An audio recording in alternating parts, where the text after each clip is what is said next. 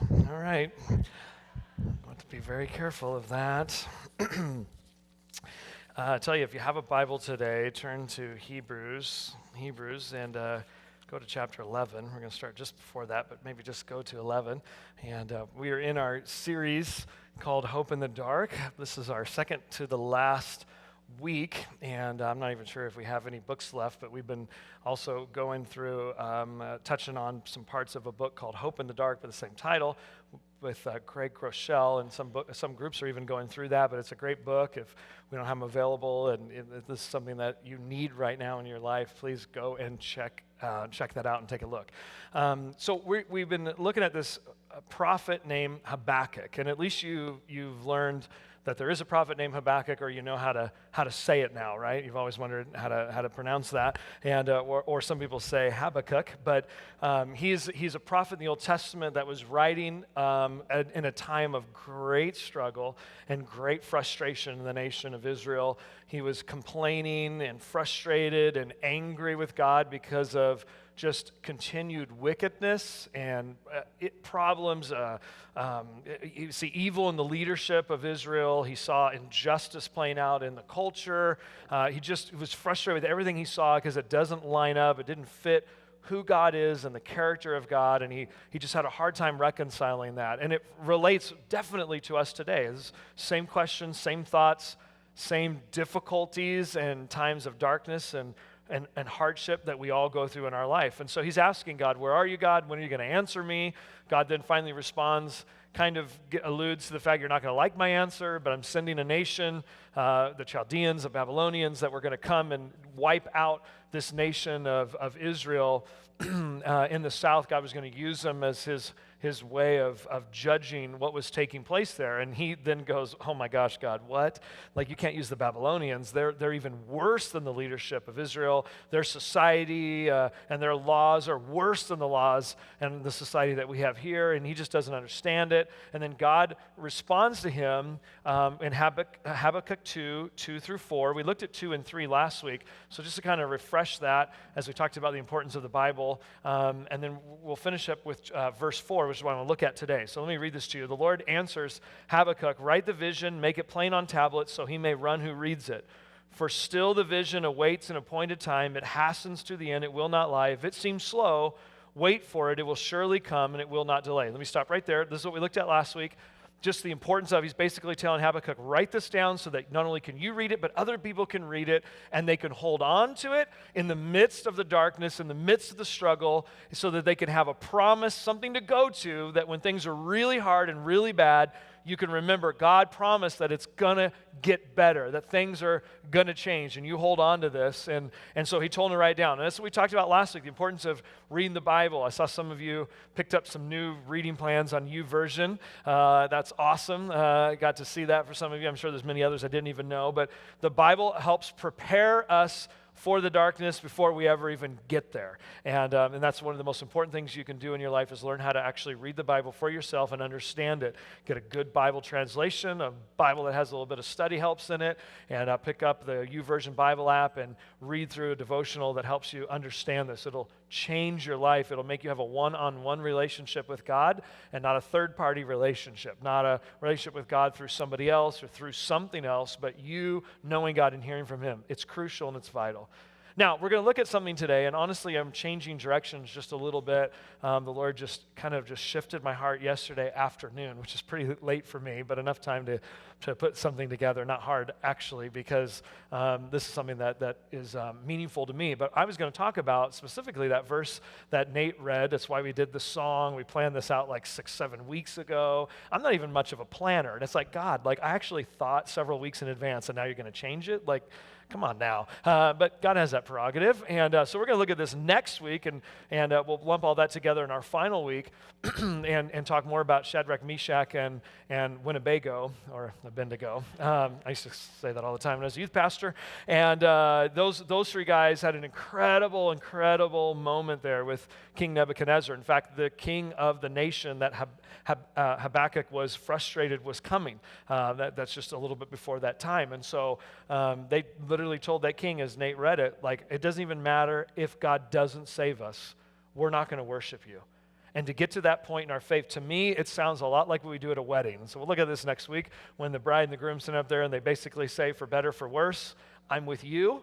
That's what we can do and where we can get with God. But here's what I really felt the Lord just yesterday afternoon in my heart just say, that many of you need encouragement today because you have felt discouraged, honestly, by your own, you sense your own self as a failure before God in relation to what we're talking about. And I just could sense it from the Lord of that we need to talk about this first before I challenge you to hang in there with God, because for some of you, you feel like you've failed God. And probably for the vast majority of you, I mean, some of you may literally be rebelling. You're running from God. You won't have anything to do with him.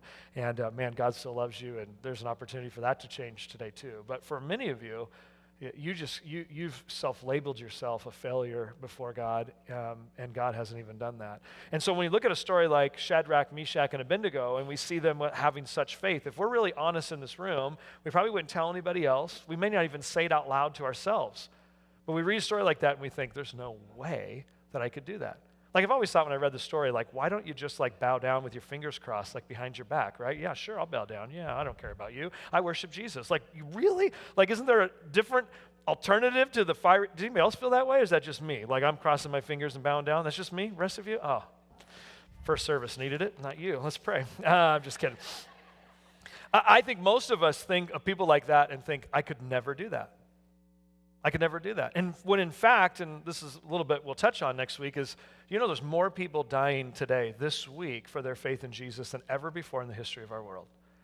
And as Americans living in such an amazing country where our biggest persecution is because someone may make fun of you or not invite you to a party or wonder why you're not joining them with their drinking or whatever they're doing because you're a Christian, that's about the worst of the persecution you're ever going to face. When today, tomorrow, this week, more people will die because they say that they love Jesus than ever before in history.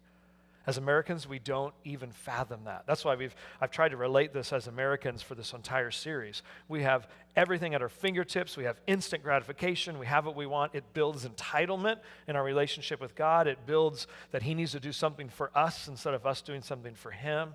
And it affects us in a whole lot of ways. But one of the things is that because we have lived in such comfortable environment, comfortable lives, we have a hard time imagining that we could have faith like that. And so we just condemn ourselves. I don't have faith like that. I've really struggled. I lost my job. I got sick, or I have a situation in my family, and I just fall apart. I don't know if I trust God. I don't even know if I believe in him. And we just think I could never be like Shadrach, Meshach, and Abednego. And I want to encourage you today that maybe God would see you a little differently, or that you can do a little bit more than what you thought. And so we got here to this place in Habakkuk 2, and 3, and it says it's going to come. Hang in there. And for a lot of you, you think, I don't do good at hanging in there. I'm not patient. And then God gives us this great verse in verse 4. Behold, his soul is puffed up, and it is not upright within him, but the righteous shall live by faith. As you take things out of context, sometimes it's hard to understand. But the first part of this verse, basically what God is saying is, there is a way that people live in which they're puffed up, which they're just arrogant. In other words, they just live trusting themselves. And he says, oh my goodness, that is not an upright way to live. In other words, other translations, it says, that leads only to destruction. You'll see that in a different verse here in a moment. There are people that are just trusting themselves, and then there are those that choose to trust me. And he says, those are the ones who are with me. The righteous will live by faith. The righteous will live by faith. What I want to help us do, and I felt like the Lord wanted me to encourage you with today, is faith doesn't always look exactly like you think it is going to look. It is not always just being perfectly steadfast, like you see Shadrach, Meshach, and Abednego in this one moment, and you think, oh, that's the kind of people that really please God. That's the kind of people, that's what it really means to be a Christian and follow God. And you read a verse, the righteous will live by faith, the just, those that know God and are favored by him live by faith. And you think, I don't have that kind of faith. I struggle. There's no way I could do it. I want to encourage you today. I feel like God wants to encourage you. So I want to jump all the way to the New Testament in Hebrews, and we're going to come to Hebrews chapter 11, which is known as the great chapter of faith. And it's been nicknamed a whole lot of different things because it basically is the history of the world, really, but the history of the people of God, starting at the very beginning and coming all the way to when the writer wrote this, and it's going through what they call the heroes of faith. They call them the heroes of faith. And maybe you've read this before, and maybe you'll see it in a different light today. Many of you probably have never read this before, never heard it. And I'm going to read actually this whole chapter. I don't usually do that, but it's kind of interesting. It's kind of in short snippets like we're used to on television and YouTube anyway. So I think you'll find some interest. But before we go to Hebrews 11, we need to read what's right before Hebrews 11, why the writer starts talking about all these great people of faith. Because if not, we're going to read it like you always have read it or like you normally will read it, and you'll just compare yourself with everybody in that list and think you are nothing but a failure. Like you'll never have faith in God like that. But here's the whole thing. Here's the prelude to Hebrews 11, and it actually comes from Habakkuk. Habakkuk chapter 2, verse 4. It's this verse again. There's a famous little verse that Paul used several times in Romans and in Galatians, and here it is in Hebrews. So it says this: "Don't throw away this confident trust in the Lord. Remember the great reward it brings you." You should know this really quick before I continue reading it, that the writer here in Hebrews, much like Habakkuk, is writing to a group of people who are struggling, who are being persecuted. And with all due respect to the issues you might be going through, I don't think you're facing quite the tragedy that these people are facing. I mean, it is a disastrous, terrible time that they're facing in the time of the Roman world right now, being executed, burned alive for their faith. Terrible time. And he's wanting to remind them to hang in there. So he says, don't throw away the confident trust. One part's missing in that translation, that you had at first in the Lord. It's like when you first met God and you were all excited. He says, I don't want you to lose that confidence that when you first met him, everything was going to work out. Verse 36, patient endurance is what you need now. Patient endurance. So that you will continue to do God's will. Then you will receive all that he has promised. For and here it is, he starts quoting Habakkuk and also Isaiah. For in just a little while, the coming one will come and not delay. And my righteous ones will live by faith. But I'll take no pleasure in anyone who turns away. But we are not like those who turn away from God to their destruction. We are the faithful ones whose souls will be saved. You see, again, at first glance, we read that, and some of you would read, see, God's not going to take pleasure in me because I struggle in my faith at times. And really what this is saying is it's piecing together Isaiah and Habakkuk at the same time. Is it's saying, listen, those that are accepted by God, that are blessed by him, that have a relationship with him, are those that trust him in faith. Those that trust, remember what I said earlier in the passage in Habakkuk, those that trust in themselves, those that live arrogantly thinking, I don't need God. God says, I can't do anything for you. And in the end, it's only going to lead to your own destruction. I can't do anything for you if you don't think you need me, and God's not going to interrupt the person whose life is living that way.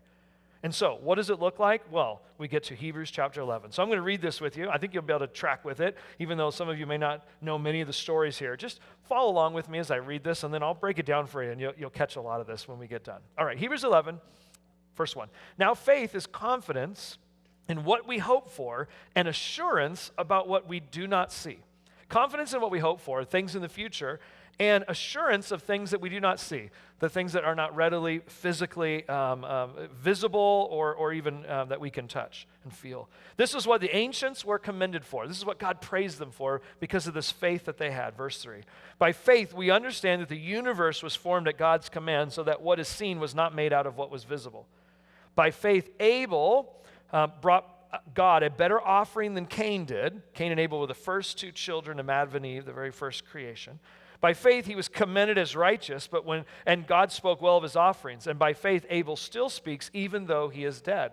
And if you remember the story, if you know the story, Cain killed Abel because he offered the correct sacrifice, and he got jealous of him and killed him right at the very beginning of everything. Verse 5, by faith Enoch was taken from this life so that he did not experience death.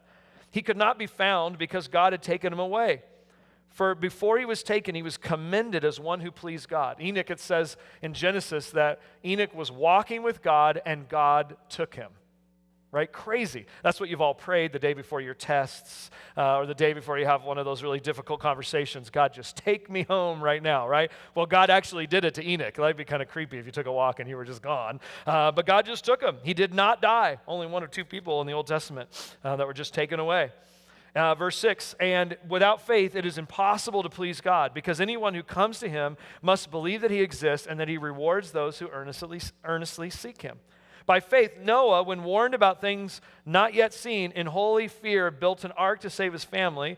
By his faith, he condemned the world and became an heir of the righteousness that is in keeping with faith. Verse 8, by faith, Abraham, when called to go to a place he would later receive as his inheritance, obeyed and went, even though he did not know where he was going. By faith, he made his home in the promised land, like a stranger in a foreign country. He lived in tents, as did Isaac and Jacob, his son and grandson, who were heirs with him of the same promise. For he was looking forward to the city with foundations, whose architect and builder is God. And by faith, even Sarah, his wife, who was past childbearing age, was enabled to bear children because she considered him faithful who had made the promise. And so from this one man, and he was as good as dead, came descendants as numerous as the stars in the sky and as countless as the sand on the seashore. I always think it's funny that God's nickname for Abraham, in a way, was as good as dead. You're Abraham, as good as dead. Oh, man, that's rough. Verse 13, all these people were still living by faith when they died. They did not receive the things promised. They only saw them and welcomed them from a distance, admitting that they were foreigners and strangers on earth. People who say such things show that they are looking for a country of their own. If they'd been thinking of the country they had left, they would have had opportunity to return. This is kind of just using an illustration. Metaphorically, he's talking about they knew that there was something beyond this life on earth, that there's more to this existence, talking about faith being in the things you cannot see. They knew there was something beyond this existence, this physical life on earth. So instead, they were longing for a better country, verse 16, a heavenly one. Therefore, God is not ashamed to be called their God, for he has prepared a city for them. Now, several more people. Verse 20, by faith, Isaac blessed Jacob and Esau in regard to their future. And then by faith, Jacob, when he was dying, blessed each of Joseph's sons and worshiped as he leaned on the top of his staff. Verse 22, by faith, Joseph then, when his end was near, spoke about the exodus of the Israelites from Egypt and gave instructions concerning the burial of his bones. By faith, then, Moses' parents hid him for 3 months after he was born because they saw he was no ordinary child and they were not afraid of the king's edict. My parents were ready to send me away because they knew I was not an ordinary child. No, okay, sorry, I digress. Verse 24, by faith Moses, when he had grown up, refused to be known as the son of Pharaoh's daughter, and he chose to be mistreated along with the people of God rather than to enjoy the fleeting pleasures of sin. He regarded disgrace for the sake of Christ of greater value than the treasures of Egypt because he was looking ahead to his reward. By faith he left Egypt, not fearing the king's anger. He persevered because he saw him who was invisible. By faith, the people, this would be people of Israel, passed through the Red Sea on dry land. When the Egyptians tried to do so, they were drowned. By faith, the walls of Jericho fell after the army had marched around them for 7 days. By faith, the prostitute Rahab, because she welcomed the spies, was not killed with those who were disobedient. And then it comes to a conclusion. And what more shall I say? I don't have time to tell you about Gideon and Barak and Samson and Jephthah and David and Samuel and the prophets who through faith conquered kingdoms, administered justice, gained what was promised, who shut the mouth of lions, quenched the fury of flames. That would be a reference to Shadrach, Meshach, and Abednego. And escaped the edge of the sword, whose weakness was turned to strength, and who became powerful in battle and routed foreign armies. Women received back their dead, raised to life again. There were others who were tortured, though, refusing to be released so that they might gain an even better resurrection. Some faced jeers and flogging and even chains and imprisonment. They were put to death by stoning. They were sawed in two. They were killed by the sword. They went about in sheepskins and goatskins, destitute, persecuted, and mistreated. The world was not worthy of them. They wandered in deserts and mountains, living in caves and in holes in the ground. They were all commended for their faith, yet not one of them received what had been promised, since God had planned something better for us, that only together with us would they may be made perfect. Okay. Whew. A whole mouthful. Read you a whole chapter. You did good. You did good. Here's the writer is wanting to encourage the people that he was writing to here, the Hebrews, that even though you're going through a really tough time right now, even though you're getting persecuted, he's wanting them to remember the just will live by faith, the righteous live by faith.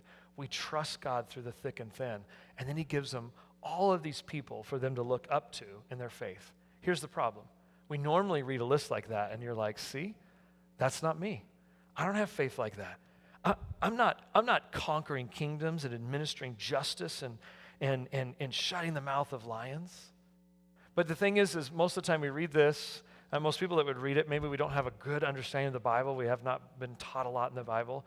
And you understand that there's something else that's going on here, something that you're supposed to read between the lines in Hebrews 11 that is not supposed to discourage you in your life, but actually encourage you when you look at these people. So the writer is basically saying all these people, most of them have a few things in common. And let me just tell you, my first point may catch you off guard today, but what most of them have in common is this, that their faith was actually far from perfect. Their faith was far from consistent. And you don't know that if you don't know a lot of the stories here. So I'm going to break a few of these things down for you. But what makes it funny is these are not the people that you would naturally think about if you were wanting to tell everybody, you need to have faith like these people. This is not the people that make the list.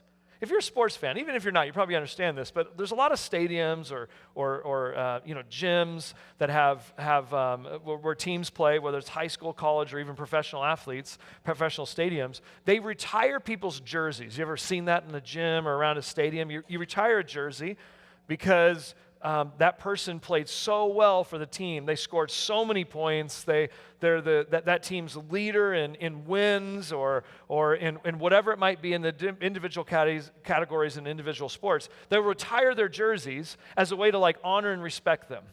Have no fear, your pastor has no jerseys retired anywhere. They're reusing my number every place I played. But you put them up on the wall because it's a way to say, you know what, we don't want anybody ever to use that number 4 again, because that's a way to respect and honor what they did for our team. And I'll just be honest with you, when the writer of Hebrews starts talking about these heroes of faith, and he goes I want you to hang in there, and I want you to have faith like the people of old, you would think he's going to start showing the jerseys that are hanging on the wall. I'm just telling you, most of the people on this list are not getting a jersey. Not in the way that we keep score, but for some reason in the Bible sees things differently. And I pray that that's encouragement. It's very similar to the genealogies in Matthew and Luke when it talks about how Jesus came to be. I mean, the writer there pulled no punches. I mean, they put in crazy Uncle Eddie and, the aunt you don't want to talk about. They're all part of Jesus' line. And he did the same thing here with heroes of faith. I am just telling you, some of these people, not only would their jersey not have gotten hung, but if it was, I think someone would have ripped it down in some cases. So we're going to look at this because it's really fascinating, and I think will be encouraging for you. Because what I would say the writer is pointing out more than anything at the very beginning is, you know what most of these people have in common? Their faith was not perfect. Their faith was not perfect, but they still acknowledge them. We'll look at the reason why. So let's just start with Abraham. Don't worry, I'm not going to do every one. I know you're scared. We're not going to do every one. Verse 8. Verse 8, it talks about Abraham. It says, by faith, Abraham, when called to go to a place that he would later receive as an inheritance, he obeyed and went, even though he did not know where he was going. This is true. God called him out of kind of a modern day Iraq, getting close to Iran, and said, I want you to go west to this promised land. We know that as Israel today, he had obviously no idea. Had never been over there. He would only know it maybe hearing about it from trade routes, and this is where he'd always lived. This is where his family was, and so God says, I want you to go, and he just got up in faith and he went, and we'll give him credit for that.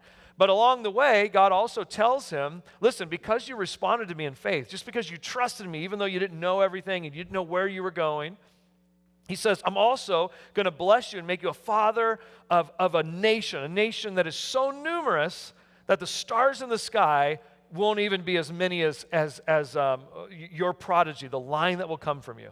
So he's got these two promises. You're going to get this land, and you're going to get all these descendants after you.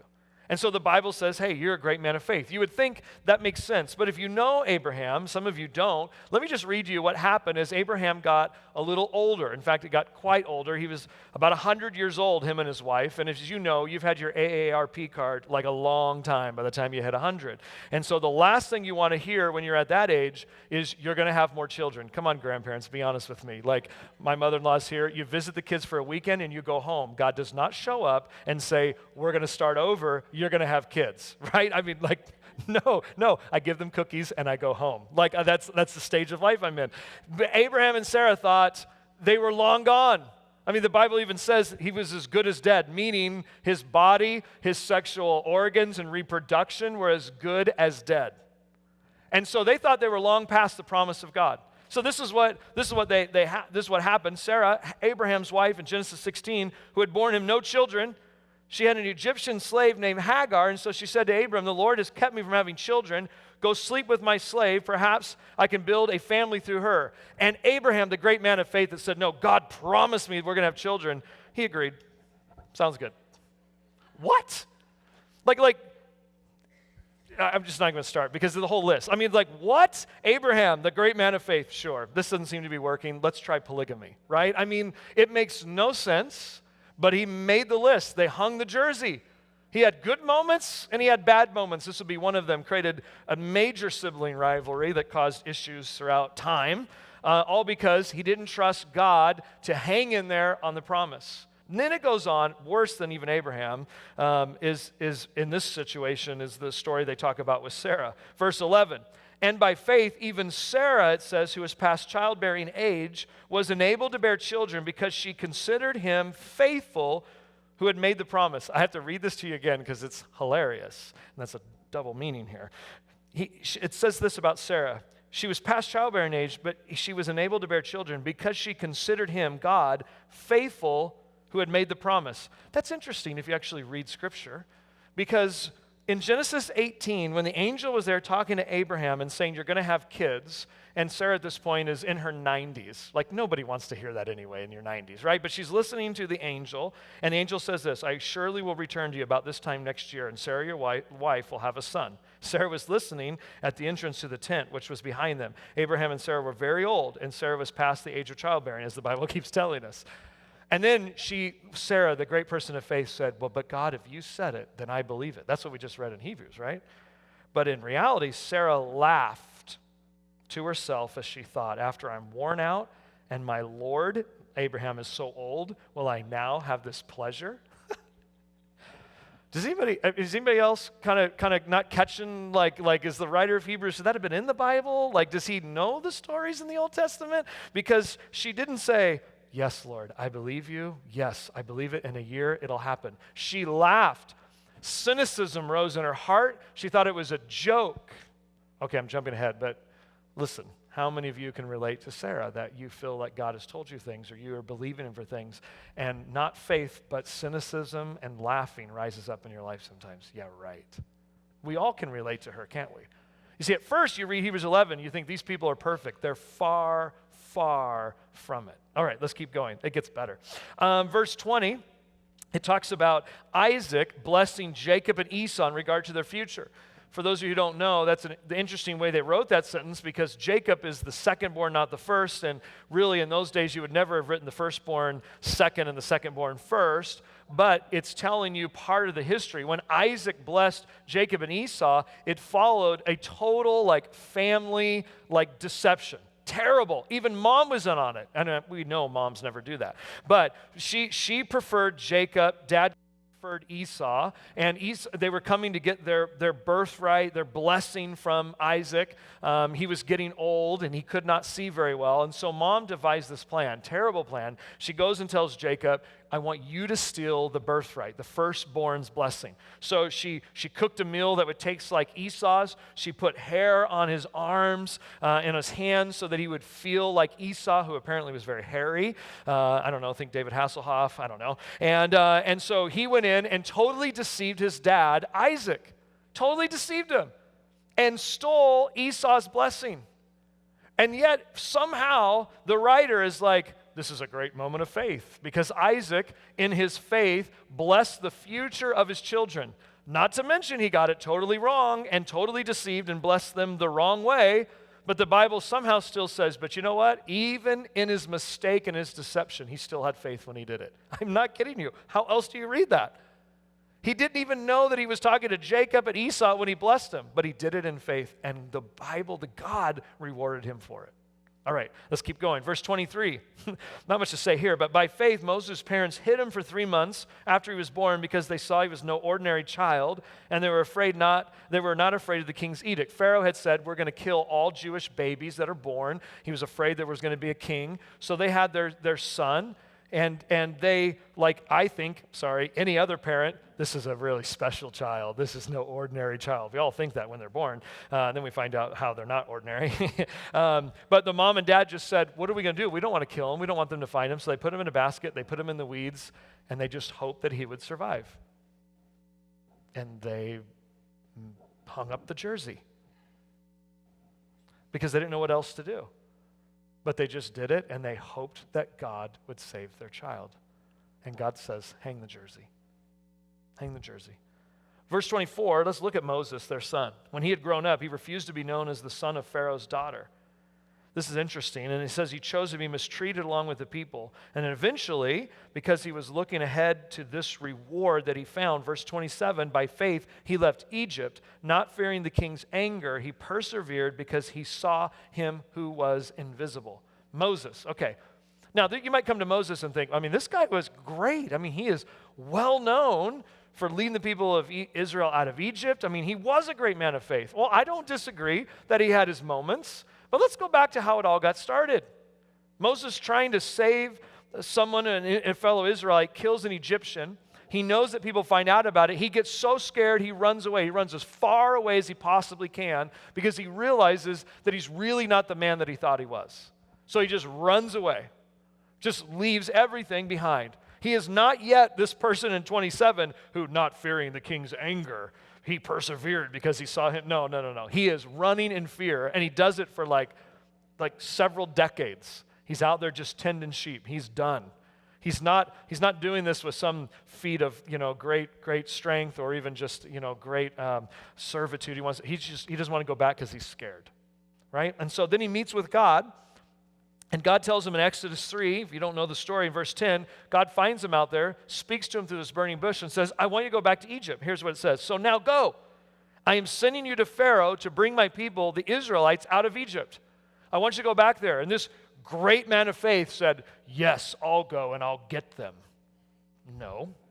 He said what you and I would say. He said to God, who am I that I should go to Pharaoh and bring the Israelites out of Egypt?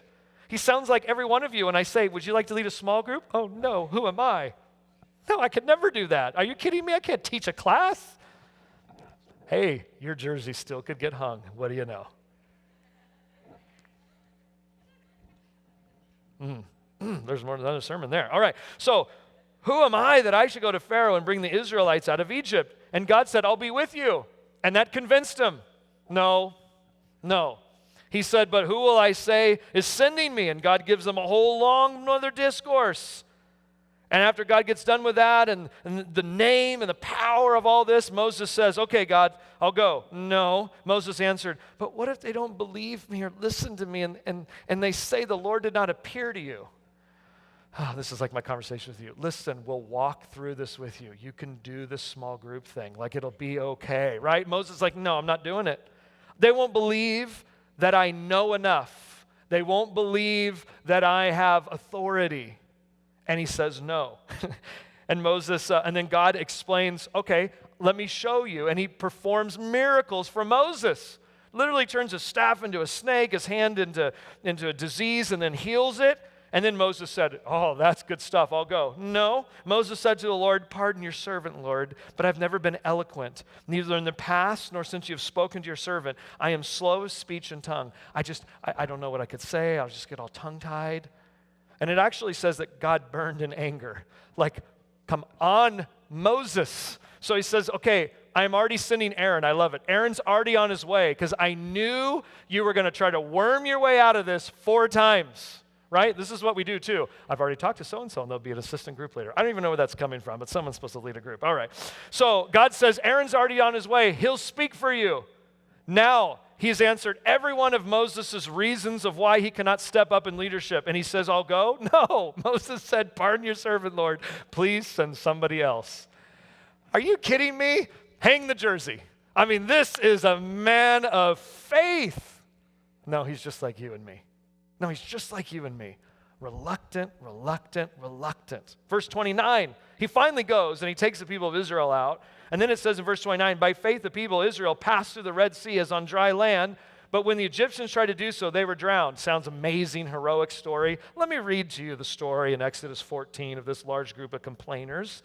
As Pharaoh approached, the Israelites looked up and there were the Egyptians marching after them. They had gotten out after all those miracles and the plagues, and they come to their first obstacle. It's been like a week of this freedom that they've been dying to have, and they were terrified and cried out to the Lord. Wait a minute. Verse 29, by faith the people passed through the Red Sea. They were terrified and cried out to the Lord. In verse 11, they then said to Moses, was it because there were no graves in Egypt that you brought us out to the desert to die? Okay, now we've gone too far. None of you ever complain to God like this, do you? You don't lower yourselves to that level. I know, but they're below us. What have you done to us by bringing us out of Egypt? Didn't we say to you in Egypt, leave us alone, let us serve the Egyptians? But no, they didn't, by the way. It would have been better for us to serve the Egyptians than to die in the desert. I'm just having a hard time reconciling. And by faith, the people passed through the Red Sea, and the Egyptians tried to do so, and they were drowned. What in the world? I mean, this guy's out in left field, whoever wrote this. Or maybe faith looks a little differently than what we think it does, right? Okay, there's not many more. Verse 31, there's Rahab the prostitute. Let's not even talk about her. She was a prostitute, but she made the list simply because she saw the spies come into Jericho and said, hey, I'll house you, and she survived. In fact, quite honestly, the prostitute's doing a lot better than most of these other people. I'm going to just be honest. Then he rounds off the list in 32. What shall I say? Do I have more? I don't even have time to tell you about. By this point, I'm like, dear God, don't tell me about anybody else. These people are miserable people. They have no faith. And he says, no, if I only had time, I'd tell you about Gideon, Barak, Samson. Samson? Did anybody catch that earlier? Like, what? Samson, Jephthah, and David, and Samuel. Like, David, yes, we have a good one. Well, hold on here just a minute. Let's break this down. Gideon, Barak, Samson, Jephthah, David, and Samuel. You said, I'm going to round off the Hall of Famers here. If I only had time, I could tell you these stories. Well, let's just really quick. Gideon. You remember Gideon? God found him and said, you mighty warrior. And he was hiding in a barn, scared to death. And God says, I'm going to use you to defeat the Midianites. He's like, no, you're not. I am not going. I will not lead that group.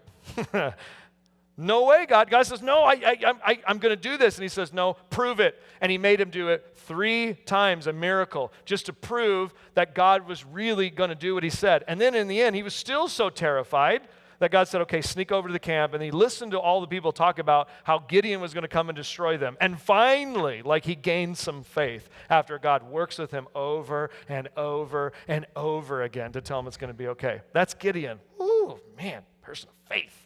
Barak. I don't even get Barak at all. You will find his story, I think, in Judges chapter 6. I'm like, Barak, he served as the commander of the army for Deborah. Deborah was the judge. Come on, ladies. Why is it the guy's always getting the credit when it should have been the woman? It's totally true. And so he comes, Deborah tells Barak, go and attack the army. I think it was the Midianites again. Go and attack them. God's going to deliver them. He has spoken to me. And Barak's like, no, I'm not going. I'm not going unless you go. Right? And she's like, oh, jeez, like, fine, but you won't get the credit. And sure enough, another woman in Deborah got the credit. But Barak's jersey's hanging in the gym. I don't get it. He had no faith. He wouldn't even go on his own. Where's Deborah? I mean, for goodness sakes, we don't have enough women to begin with. There's your chance, writer of Hebrews. Get the women in the list. He doesn't do it. Why? Okay, Samson. Let's just skip past Samson. He had serious sexual addictions and issues. I just don't even know what to say about him. Jephthah, he is an exiled bastard son of a family in southern Judah.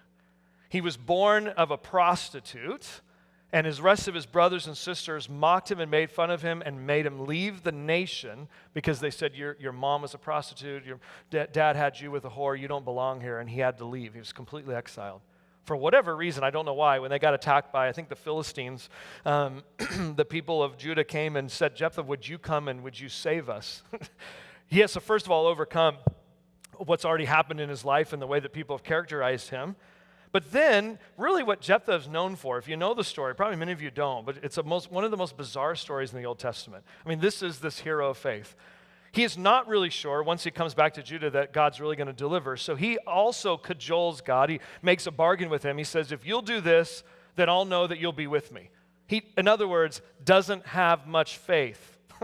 And he says, God, if you will give me victory, then I will kill whatever comes through my tent door. Foolish, stupidity. Because, do you remember the story? Who walks through his tent door? His daughter. Right? And then people read that and they think, because it alludes to the fact that he either killed his daughter or he made her one of the prophets so she was not married, whatever. And people read that and go, how could God let that happen? No, that's exactly what happens when people don't listen and trust in God, and they trust in themselves, or they do silly things like that. They end up sacrificing and destroying things that don't need to be destroyed. And this is the guy whose jersey we're talking about. What? I don't get it. The last two, David. Okay, we got David. Yes, somebody whose jersey we're proud to hang. Kind of. I mean, he did have that thing with Bathsheba, If you don't know, I mean, his best friend, like one of his closest friends, like when he was away at war, he had an affair with his wife, and then he tried to trick him into coming home on leave and get her pregnant so that no one would know that he did that. Oof. But he wouldn't do it because he was so honorable, so he sent him back, and he had him killed, and then he married his wife. I mean, that, I don't know, make the jersey a little lower, right? And then at the end of his life, not only does he have some family issues, but then he takes a census. I'm guessing, I don't know this, but I'm guessing as he's getting to the end of his life, he's wanting to measure and evaluate, have I been successful? Has my life mattered and counted? And he takes a census to know, what does my fighting army look like against God? And it causes great pain and death to the nation of Israel. David wasn't perfect either. Don't think for a second. He was a great king, but he made some serious mistakes and had some bad judgment. And then Samuel, he was a great prophet, but he also had his feelings hurt when people chose a king over him, and ultimately he didn't even know how to choose the right king because God says, man, you look like everyone else. You don't look at the heart like I do. He wasn't perfect either. All right, so what's the point, guys? People love Ancestry.com. I'm telling you, if you lick the swab or give them your blood and they tell you, like, here's your family, you're not excited about this list. I thought I was related to George Washington or something. No, you're Barak, Jephthah, Samson. And aren't you glad? Aren't you glad the writer of Hebrews said, the people who are heroes of faith are just like you. They're just like you. They stumble and they fall. They don't believe all the time.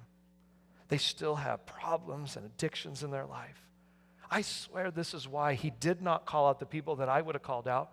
You give me the chapter to hang the jerseys, and I'm putting Joseph up there, not because he said to take my bones with you. I would do Joseph because he saved the world. I would put Caleb and Joshua. Where is Caleb and Joshua? How about Deborah instead of Barak, the loser? Where's Deborah's jersey? Daniel, he purposely doesn't even say Daniel's name. He just said somebody tamed the lions' mouths. Somebody didn't die in the fiery furnace. He didn't say Shadrach, Meshach, and Abednego. Why? Because those people, we don't know their whole lives. We don't know their mistakes. We just know their high points of victory. And that's not what it looks like in normal life following God. You stumble and you fall and you struggle to believe. You go through times of darkness and hurt, and you're not sure what you believe anymore. And God just calls out to you and says, don't trust in yourself. Don't trust in those things. You stay focused on me. It doesn't always look perfect. It doesn't always look pretty. But when you do not let go of just, God, I don't know. It's the Father that started this whole series. God, I believe, but help my unbelief. That is a hero of faith.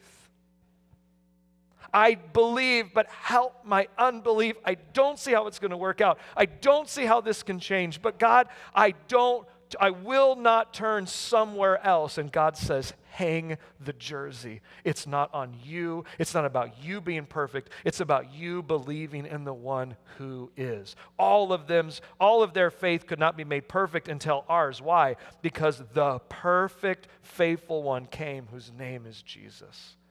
He was the one who had perfect faith and perfect life that we could not live. So you know what? This is me, and this is my Ancestry.com. I am like Abraham, who gets tired of waiting and takes matters into my own hands. I am like Sarah, who laughs and is cynical at times to what God says is possible. I'm Jacob, who is confused and deceived by my circumstances. I'm Moses' parents who don't know what else to do, so you just stick it in a basket and hope that something turns out right. I'm Moses, who is reluctant. I'm Israel, who wanted to turn back and was angry with God.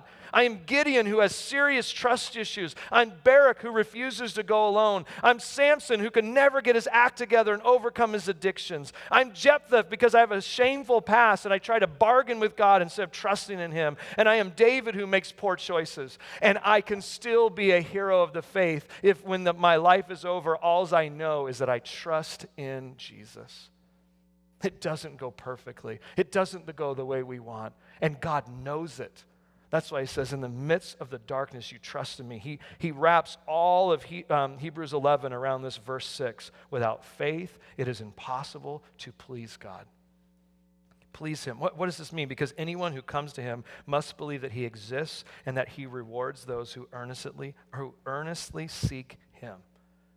You can't do this on your own. You can't accomplish it on your own. You can't trust yourself. All you can do in the midst of life, especially in the times of darkness, is just trust in God. Have faith in him. And what is God? So ultimately, all of them did not have perfect faith, but what do they have in common? God was pleased with them because of the faith that they did have. And I want you to know today, that's the message I felt the Lord wanted me to speak to you. That you know what, just because you've stumbled, just because you've doubted, just because you've struggled, just because you've taken matters in your own hands, doesn't mean that God is not still pleased with you. Do you have faith in him and in his son Jesus? God says, I'm pleased with you enough that you make my wall of faith. Because God says, I know that it's hard. I know you can't see it all. That's why I'm asking you to trust in me. Would you stand to your feet this morning?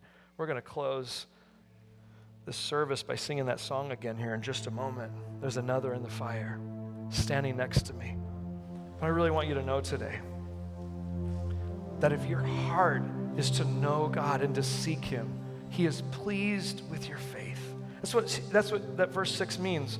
What does God require? What does he want of a person of faith? To believe that God exists, to simply acknowledge him and his voice. You know what was also true of every single person on that list? Each of them had, in their own way, an encounter with God, and they just simply responded to it. God spoke to them in a dream. He spoke to them in their heart. He nudged them wherever it was. God met them, and God says, you know what? I am pleased with you just simply because you responded to me speaking to you. Can you do that today? Can you just acknowledge him? God, I think you exist. God, I think you're there. And number 2, you believe that God rewards. Well, that's not a bad thing to believe. That God rewards, that what? He is faithful to give us what faith is, all that we hope for and all that we cannot see. God, I believe you exist, and I believe that you're going to do those things, even though I can't see it, even though I can't figure it out.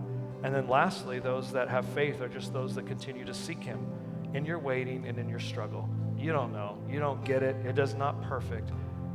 But where else are you going to go? Heroes of the faith in this whole list, they all died waiting for their promises to be fulfilled. And some of us will wait for the promises to be fulfilled. But they admitted they were strangers and foreigners on earth, waiting for a better kingdom, a better city where all things would come together. So I want you to think about this while you sing the song. So how do we have this kind of faith?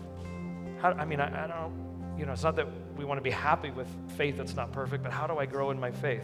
Well, the Bible says this, therefore, Hebrews 12, we love to quote this, but we don't do it in context. Hebrews 12, 1 through 4. Therefore, now that we are surrounded by such a huge crowd of witnesses, aren't you glad now that the crowd of witnesses over your life are not perfect people, but people just like you that are cheering you on, saying, hold on. I made mistakes too, but hold on, because my life tells you he's faithful. This huge crowd of witnesses to the life of faith, let us strip off every weight that slows us down, especially the sin that so easily trips us up, and let us run with endurance the race that God set out before us. How do we do all this? We do this by keeping our eyes on Jesus, the champion who initiates and perfects our faith. Because of the joy awaiting him, he endured the cross, he discarded its shame, and now he is seated in the place of honor beside God's throne. Think of all the hostility he endured from sinful people that you won't become weary and give up. You know what verse is really beautiful and all that is verse 16 in Hebrews 11. And it said that God is not ashamed to be called their God. You know that God is not ashamed to be called your God, no matter what you've done, no matter how you've struggled, no matter what you've gone through, no matter what kind of struggling you've had of faith, that when you say, I believe in your son Jesus, God is not ashamed of you, ever. He says you're trusting in the only faithful one. No one's ever been faithful. When you trust in the only faithful one, I am not ashamed of you, but I reward you with life evermore. Let's sing the song to the Lord today and just know that Jesus is with you. You've not done anything. If your heart today is to trust in Jesus, God is pleased with you. He is pleased with you. Let's sing the song, He is with us, and we'll close together.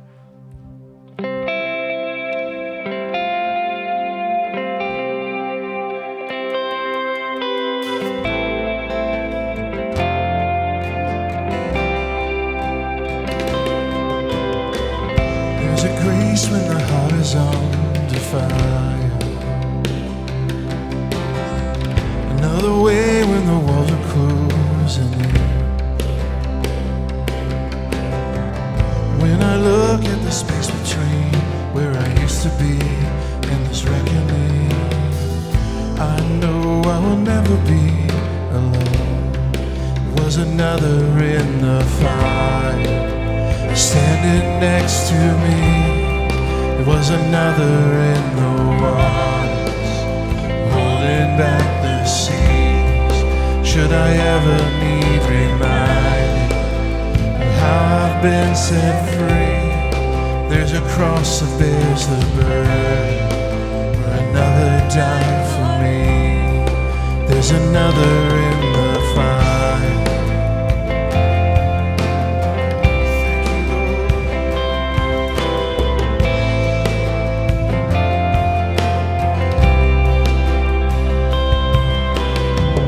All my dead left for dead beneath the water. I'm no longer a slave to my sin anymore. Should I fall in the space between what remains of me and this reckoning? Either way, I won't bow to the things of this world. I know I will never be alone. Another in the fire standing next to me. Another in the waters holding back the seas. Should I ever need reminding, power set me free. There's a grave that holds nobody. Now the power lives in me. There's another in the fire. Oh, there's another in the fire. Oh, there's another in the fire. Oh, there's another in the fire.